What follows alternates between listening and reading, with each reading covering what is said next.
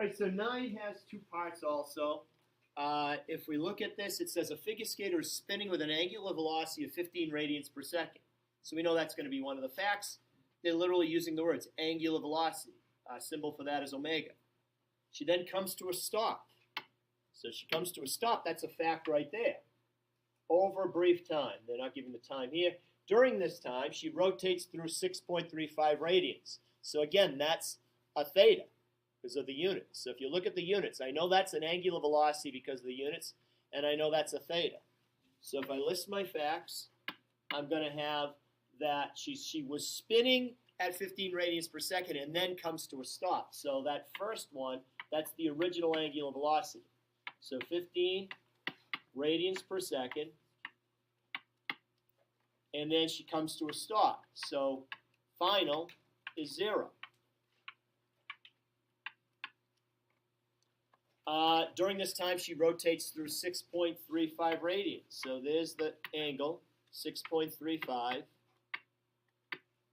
And so there's only two questions that they could ask. What's the time or what's the angular acceleration? Right? Those are the only two questions that could be asked because I already know 3 out of the 5. The first question is determine her average angular acceleration. So for part A, alpha is the unknown. And I actually know alpha should be a negative number because it did slow down. It went from 15 down to 0, so this number should come out to be negative. So that's step 1. Step 2 is to pick the equation. The only formula that doesn't have time is omega final squared equals omega original squared plus 2 alpha theta. That's the only formula that doesn't have time in it.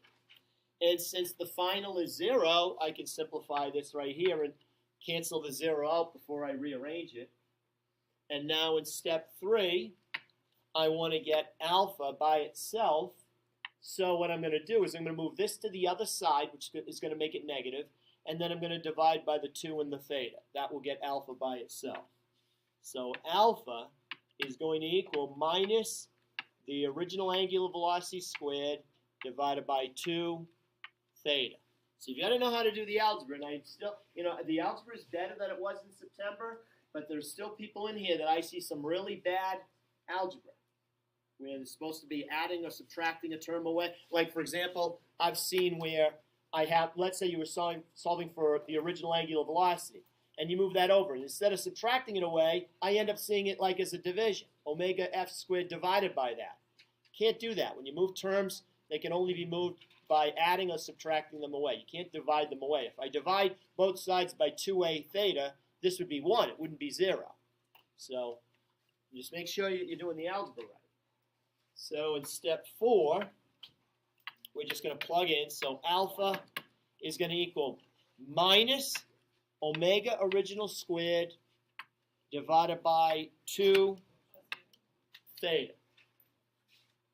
So you set it up like that so that when I look at this problem, before I even put the numbers in, I know that minus was part of the formula. And I know that square is part of the formula also. If the 2 is on the inside, it's part of the unit. If the minus is on the inside, it's part of the fact. So those are other mistakes that I see. If you do this first before you put the numbers in, you'll make less mistakes. So I'm going to put in 15 radians per second, and I'm going to put in, for theta, 6.35 radians. I know normally I'd be giving you, like if there was an assignment, let you work on it for those that are fine with this and don't need to be watching it, but, it has been a week since we've done this stuff, so. So let's see. So the answer for this one came out to be negative 17.7.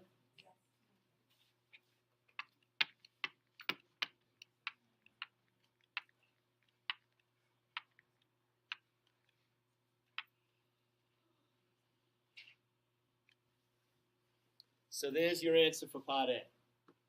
Any questions? And do you want me to do part B also, or? Right. Okay.